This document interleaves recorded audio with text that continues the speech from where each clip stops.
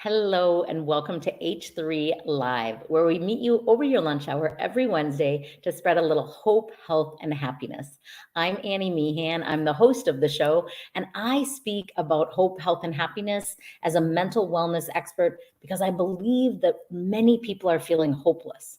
Many people are feeling unhealthy and often unhappy, individually and in their workplace. So, my desire is that you listen in, that you feel encouraged, and that you bring how it affects you personally back to your office to inspire those around you. Thanks so much for being with us today. We have Kathleen, and we're going to talk about different areas of health.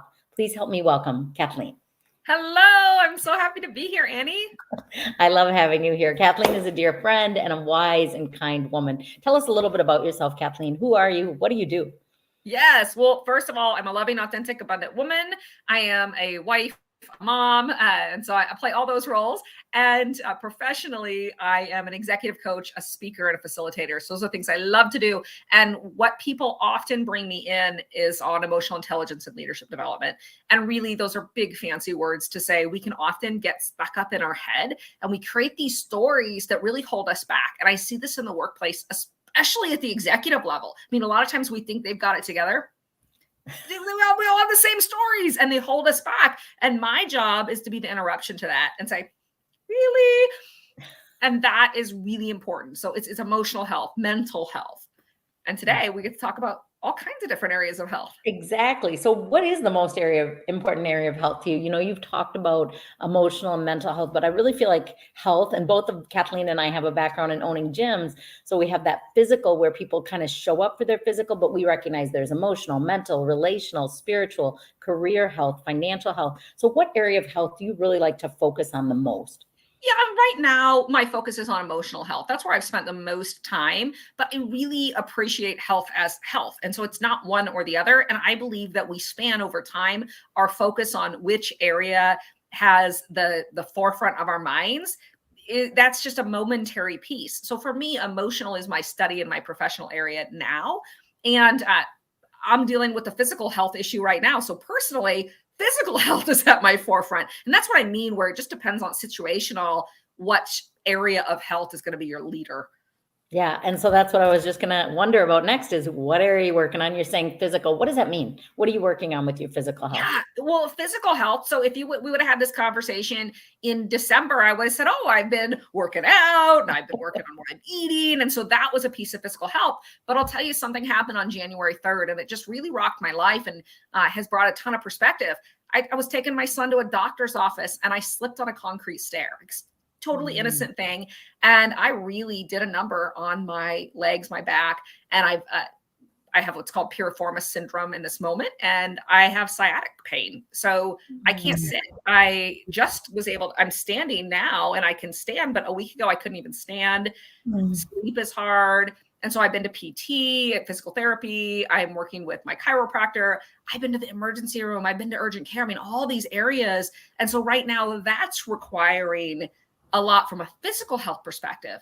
But I'll tell you what, the biggest game changer for me is about how I look at it in my perspective. That's the emotional health piece. At 2 a.m. when I was up, I could have been really mad about it. Like, oh, I'm so tired. I just want to sleep. But instead, I got to take this really awesome bath and it was quiet and peaceful. And we could go really deep from a religious standpoint about evenings when it's dark and quiet. And there was a whole piece to that. But I don't normally have that opportunity. And I did because I'm injured right now. I love that being still, right? When we can hear the voice of God, when we can decide, you know what, I'm going to sit in the silence, in the darkness, and just be open, especially when we're feeling vulnerable and weak. You've referred a couple times to emotional and mental health. And, you know, sometimes that can be confusing, Kathleen. Sometimes it's like, what do you mean by emotional health? So when you're working with clients and somebody's like, Kathleen, like I feel off, but I don't know if it's my emotional or mental, or what does that mean to work with someone when you're coaching them? That's a great question. And so I think in the world of how we just speak in our normal tone, those two often get lumped together, and that's okay. The big difference is mental health. There can be different imbalances in the brain. And so we could go into from a science perspective, there can actually be treatments, like that's where depression, anxiety, bipolar, some other issues that you can deal with that are real things. And so those you can treat. And so that really is in the mental health space. But then we get into this kind of gray area between mental and emotional health. And emotional health is about how we relate to the things around us, to the reactions to other people's emotions, to other people. And so emotional health means I could create a story that that person doesn't like me, or how they said their words was mad. They must be mad at me, or gosh, Annie, she didn't say hi, so there's a problem. And so when you think about that at home and in the workplace, there's a lot of stories that we create. Well, emotional intelligence is saying, no, everything is neutral.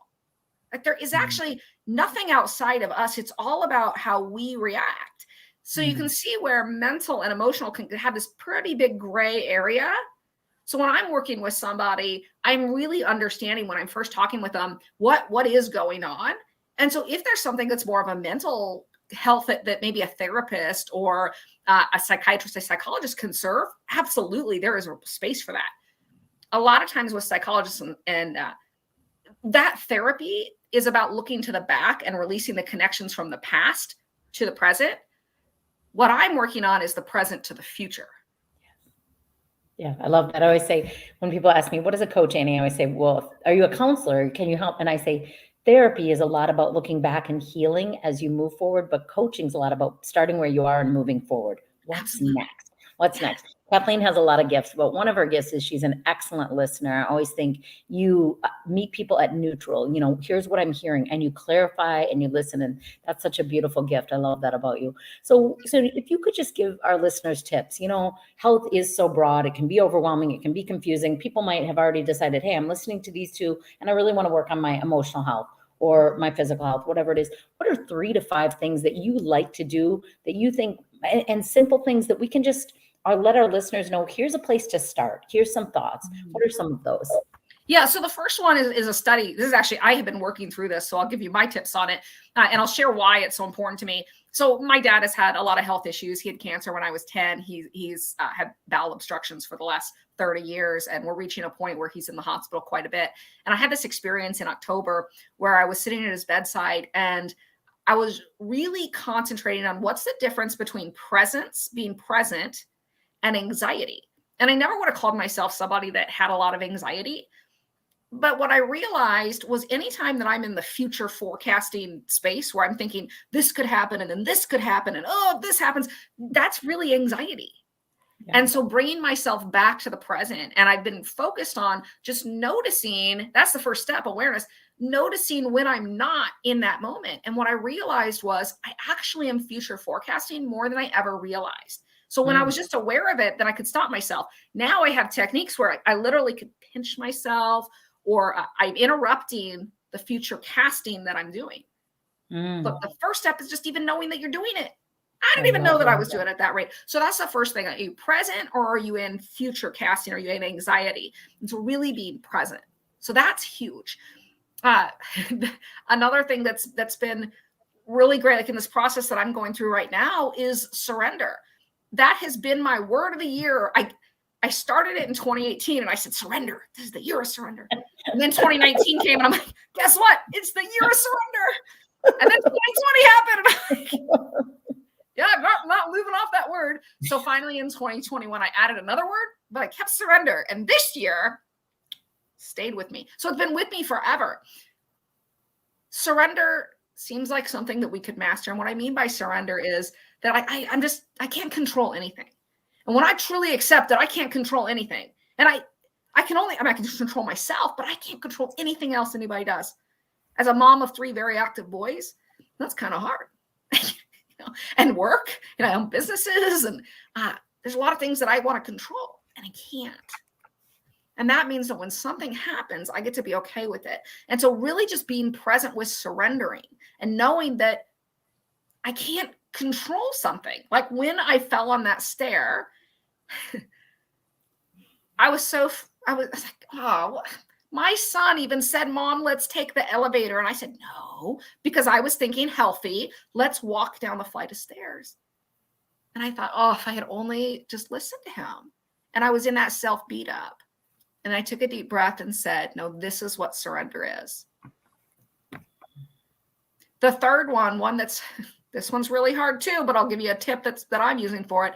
And again, these are all things that I'm working on now. So I'm giving these to you, but just remember that these are things that we're practicing. Like in emotional intelligence, we're always practicing. Okay. And it comes down to the story piece. When we talk about how, like the stories that I'm saying that we create in our minds that aren't necessarily real. Hey, they're, oh my gosh, Annie wore green today. Maybe I should have worn green. Or I have red on and Annie has green. Are we looking too Christmassy? Anytime I'm thinking about that, I'm not being present with what's in front of me. I'm creating stories in my mind. And so getting really good at interrupting those or sharing with somebody else how to interrupt those for you. Because oftentimes the stories up here, they're also here. They're in your mouth. They're coming out in your languaging. And so what it might sound like is Annie might say, hey, my gosh, what a great color. Love that color of your shirt. Yeah, but it's not green. And it might have been green day. And, your shirt's really nice. And gosh, green would have been a great color to pick. And so Annie, if she's interrupting my story, will be like, yeah, I mean, that's a cool color, but stop. Notice that the color, I acknowledged you for that. To hear that. And so it's interrupting stories, your own stories. Now, here's what I know about stories. The stories that we have in our head, we have about 3 or 4 that we play like a record player on repeat. When you realize that that's the case for you and you understand what your stories are, it gets easier to interrupt them. So being aware, I think awareness probably goes with all 3 of those. Yeah. I could go on and on with tips, but those are, if you just spent time on those 3, you would be far and away better off than most of the population. Because when we think about the world we're living in right now with perpetual COVID, who knows what tomorrow's going to look like? Can we talk about that? Like, we don't even know if there's a tomorrow. So we just, that's part of the hope, right? Like, how do we stay in hope when there's no finish line, right? And I love your red shirt. And I think red for you today was what you needed to put a little red and power on, to give yourself the strength to stand up, to give yourself the strength to say, I don't feel 100%, but I'm going to do the best. And I'm going to offer myself a lot of grace. I also want to say to our listeners, we have a handful of listeners out there. Feel free to comment in the chat box, to add questions or anything throughout. You're more than welcome to do that. But I love what Kathleen said there about being present and being surrendering and interrupting. But what you also said about being present, because I do think, again, another confusing word to a lot of people, is figuring out how you are present by pinching your finger, by getting grounded. And for me, living at the beach now, walking the beach is about being grounded to me. It's like everyday movement is my medicine, but feeling the sand on my feet, it just like, I can be spinning. I can have 300 ideas every day, which often happens. Kathleen and I are creators, we're activators, we're visionaries. So we're having these. Now, how do I stay grounded and go, okay, that's great that I got 30 things I could do. What are the 3 things I can do? But you gave a great tip. You didn't say just be present. You said, here's how. I pinch my finger. I'm reminded that I am. Surrender. I love that you gave the tip that you're using the same word, because I think there's a lot of pressure to pick a new word, new year, but sometimes that one word isn't finished yet. Like, we're still in the midst of that surrender. And my word this year is peace, as in peace be with me, peace be with you, peace, because people need that. But surrender is such a like, okay, I'm just going to stay open. I'm not going to try and control, which then creates the anxiety. I love how you gave a great analogy of that, because I think so many people are feeling anxious, and that vision, what if, and then what if this happens? And what if this? And I'm always like, what's the worst case scenario? Now, what do we do with that? And we're going to die, or we're going to live, or we're going to, like, what do we do with what's out of our control? And then you said interrupt. And I loved that so much, because my teaching also, I think we align a lot on it, is that, what is your story? That's how I started Be the Exception, is people are living out stories that no longer serve them. And when you say, wait a minute, I'm not going to believe, I'm not going to think, I'm not going to speak this negative story anymore. I'm going to interrupt it. And people call it our narrative. There's a lot of different language, but it is so powerful. Our thinking and our speaking about ourselves and about our situation or about the world. So for me, I'm always like, it's beautiful here. It's sunny. I'm happy. Everything's good. That doesn't mean there isn't struggle, because there is, right? But you're also cherishing the moment. Like, you're a mom of these beautiful boys, and you have this lovely house, and what we talked about before we got on. And so you have such a great right now moment, real live moment of being disrupted in your joy, which you teach about, being disrupted in your positivity and your wisdom and your insight. And there has to be moments, Kathleen, when it hurts so bad, or that day when you're like, oh my gosh, why didn't I just take the dang elevator? Why didn't I listen to my son? How do you come back to? Because I think sometimes we get disrupted and we go so off track that it's really hard to get back to that. Like, wait a minute, how do we take that deep breath if we're struggling in a similar situation or something different?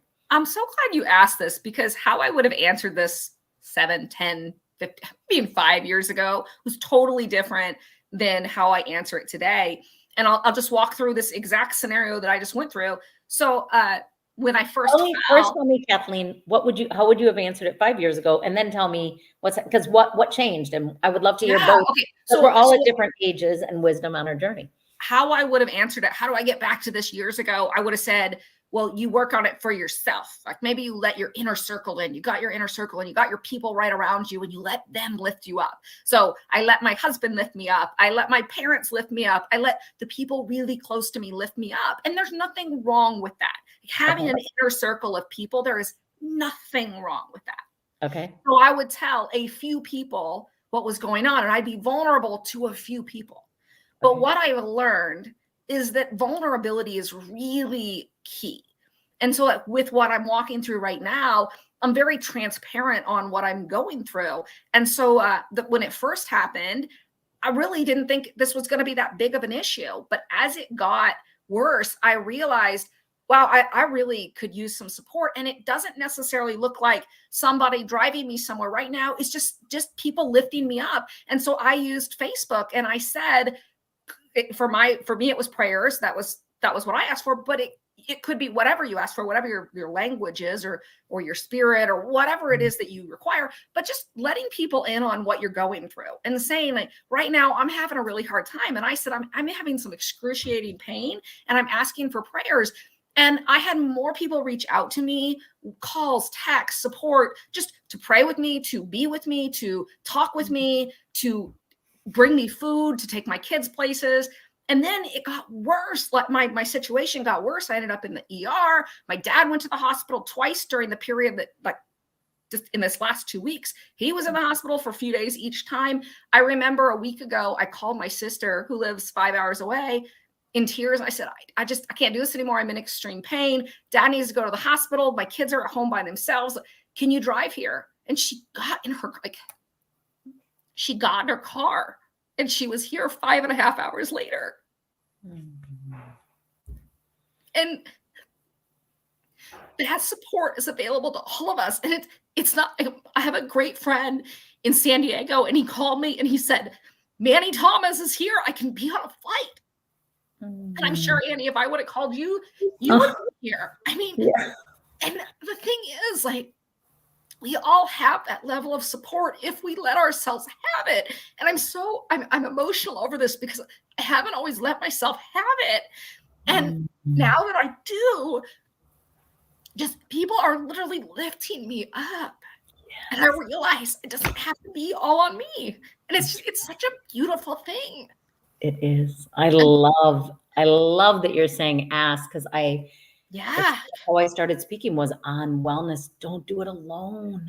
But it's vulnerable to ask. And now I'm like, when I ask someone to help me, it gives them permission to ask me when they need it. And we need each other. We don't have to be so tough and do it alone. And I love that you have a beautiful sister that said yes and showed up, and that it makes you, because it is emotional, because some people are like, I'm not asking for help. I got this. Like, and they're in pain and miserable their whole life. And it's like, what if you ask for help? You're not alone. People get the privilege of praying for Kathleen. People get to know that we can love on each other through text, through Facebook, face to face, whatever it is. And people want to be needed. And this is hard. And yes, I would have flown there if you called me. Exactly. That's the thing is, like, so that's the difference for me in how I would have shown up, 10 years ago, 7 years ago, 5 years ago, is that and I've been through, you know my story, Annie. I've been through hard stuff, like really hard stuff. And I let people in, and it was a little bit bigger circle. But still, I had the I got it attitude. Like, I got it. If I ask for support, then I'm weak. And the reality is I'm not. I think the strongest people ask for help. The strongest people can be vulnerable and honest and say, I can't do it alone. I need Yes. help right now, whether it's a ride or a meal or an encouraging word or prayers. I need support. I need help. So I love that braveness. I love that authentic. I love that vulnerable. And I think sometimes we're so encouraged or almost pressured to, Kathleen, look like you have it all together. People are watching. Kathleen, look like you've got it. Put on your strong face and go, and I think we have to remember, no, we don't have to have it all together. We don't have to be perfect. This is important, to be authentic, to be vulnerable, to invite people in, to allow people. And it's also okay to say sometimes I'm buried with my own stuff. I can't help. But in the next time, know that I'm here and you can ask me and I can ask you. And so. Exactly. And I mean, what just happened, like for me, if you would have asked me 5 years ago, 7 years ago, 10 years ago, and you would have said, oh my gosh, you get on LinkedIn and you be live and cry, I would have been mortified. Like, what are people going to think? And now I'm like, of course, like, why wouldn't I? It doesn't matter.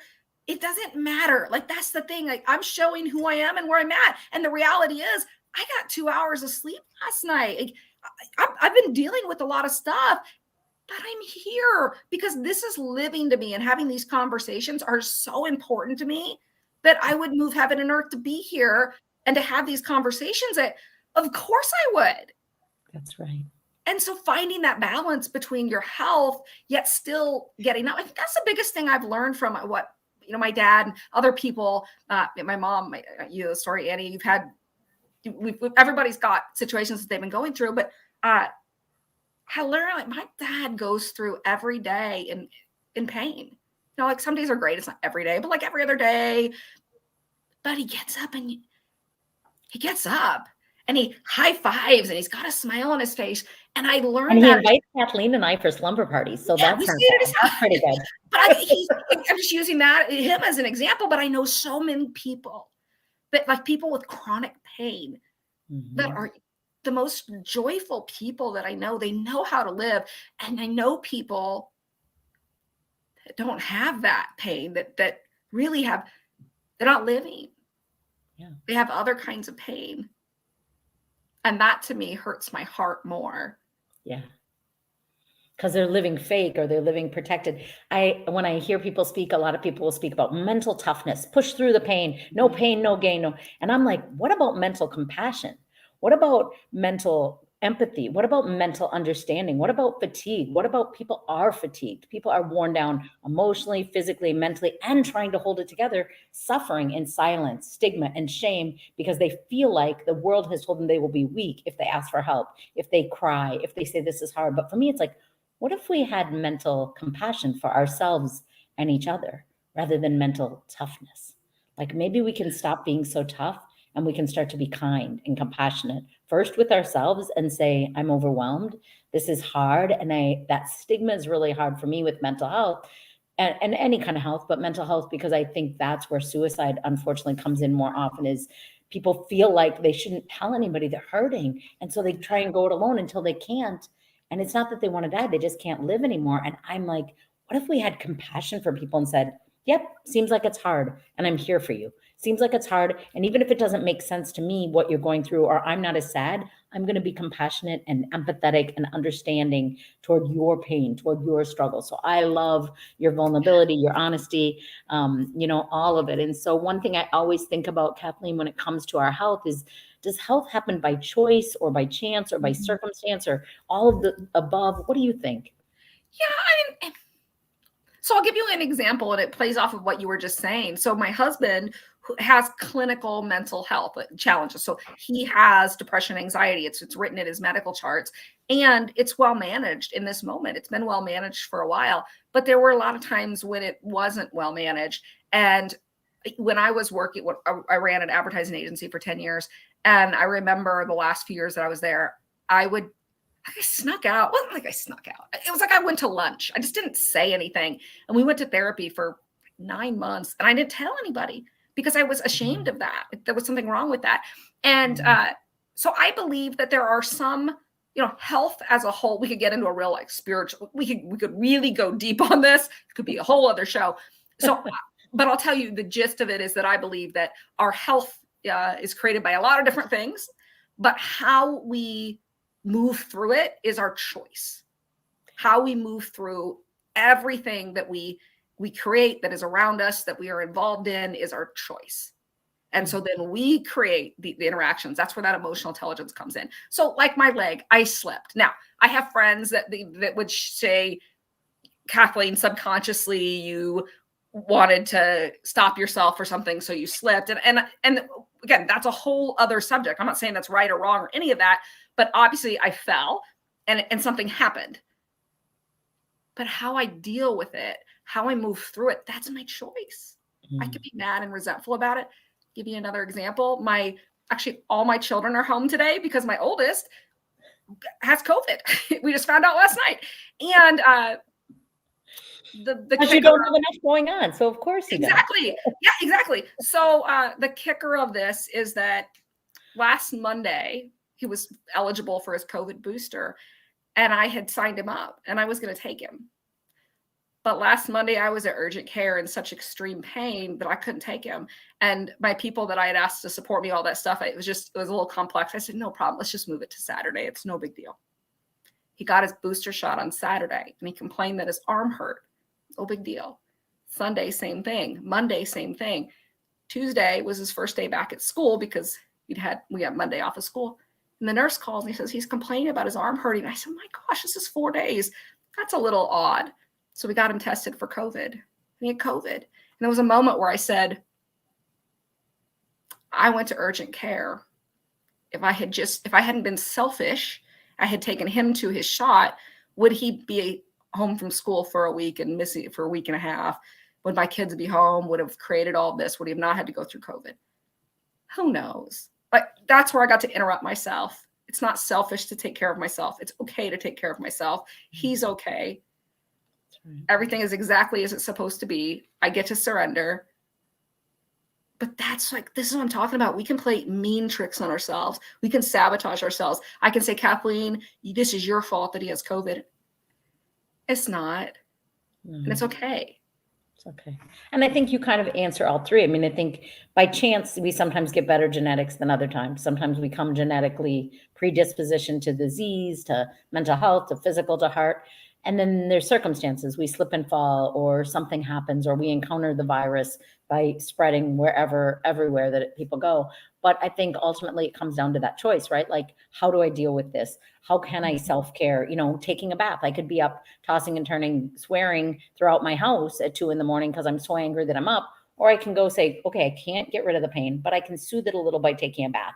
I can take some deep breath. I love that was what you did in that moment. I sometimes think people think it's expensive or it's time consuming, but stopping what you're doing, even if it means in the middle of the night when you don't want to be up, to have a little self-care by a bath and a calming bath can be such a gift to ourselves. And I hope your son is better. And I'm so sorry. So many people are struggling with so many things. And that's the thing too. It's not isolated. It's not, I'm dealing with this one thing. It's I'm dealing with this, and my kids are dealing with this, and my partner's dealing with this, and my work is we're juggling. So how do we stay healthy?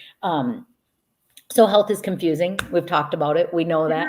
So is there any myths that you know about health? Like never eat an M&M, or I always say always eat an M&M. I don't know what is there a story about any kind of health that you're like, I want to myth bust this, and I want to open the curtain. There is a word that I have eliminated from my vocabulary, and I have told my kids they are not allowed to say it. They know it. They interrupt other people, like even their teachers, which, we're working on being kind about the interruptions, but Yoda actually says it too. Yoda may have been onto it before me, but I do not say the word try.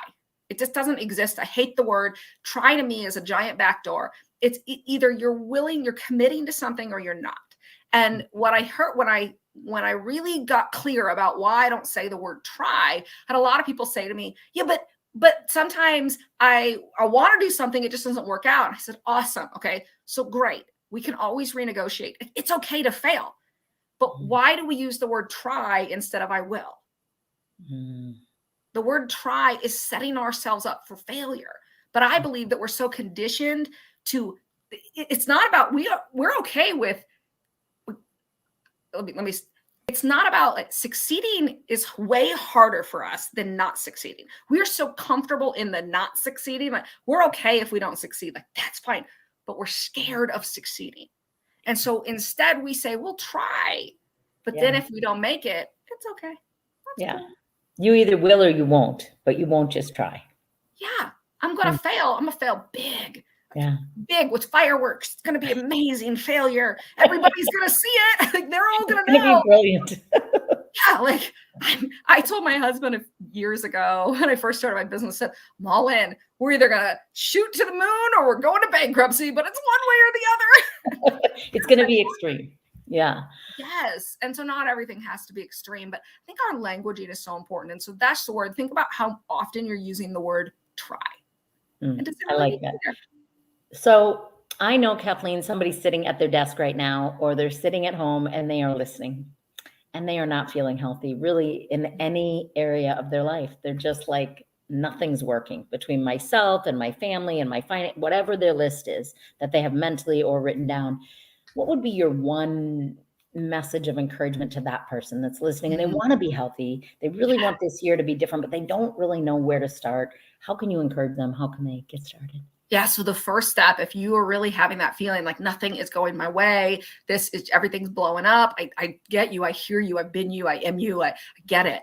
And the first step is one, stop. So if you're like Annie, your feet are in the sand. If you're me, you're pinching yourself, you're feeling yourself, and you are present. And you're taking a big, deep breath, because we don't breathe deeply in the world, especially in the United States. We don't breathe deeply. So you're taking a big, deep breath. You're going inside and out. And then you're asking yourself, what is working? One thing that's working. It could be, I made my bed this morning. It could be, I put a smile on my face. It could be, I fed myself. It doesn't matter what you ate. You fed yourself. You gave yourself nutrition. It could be, I have somebody that loves me. It could be, I checked all my email today. Whatever it is for you, there's at least one thing working. Our brains are wired in a way that we're in a self-protecting mindset, which means that we're always looking for what's not working so that we don't repeat that. It's protection.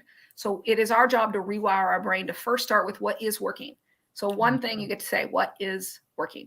Then you can go to what's not working. You go to what we're going to change. But the very first thing is what is working. When you can answer that, look for more of that.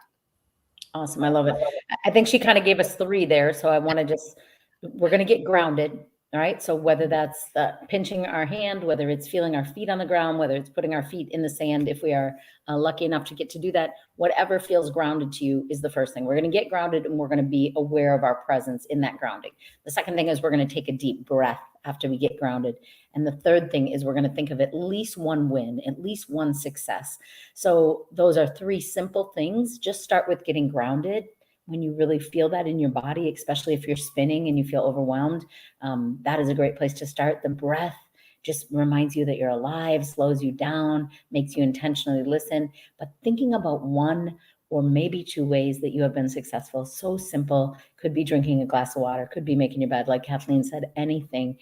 Great ideas, Kathleen. Thank you for that, because I know my listeners, why we created H3 TV is we knew people were feeling hopeless, unhealthy, and unhappy. And our desire is to bring interviews every week of people that can inspire, remind, draw you into their own story so that you can have more success and healing the H3 in your life. So Kathleen, I know people loved hearing you today and your story.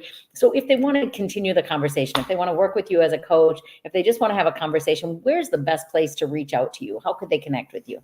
Yeah. So the best place is just by email. My email is Kathleen@KathleenReason.com. So I know my name is up here. So just Kathleen@KathleenReason.com. I have a live radio show that I do every single Monday. So if you're on wherever you listen to podcasts to, you can catch it there. It's just the Kathleen Reason Show. So just Google me. I'm very easy to find. And are you on social media? Do you use social media? Yeah, I'm on LinkedIn. I'm on Facebook. Okay. I'm sure I'm other places. My team tells me that's where I hang out. Good to have a team. All right. Well, thank you so much for being with us, Kathleen. Thank you to our audience for listening, for always encouraging, and for adding your questions and comments. We appreciate them, and we will do our best to respond to everybody's comment. Take care and see you next week on H3 TV.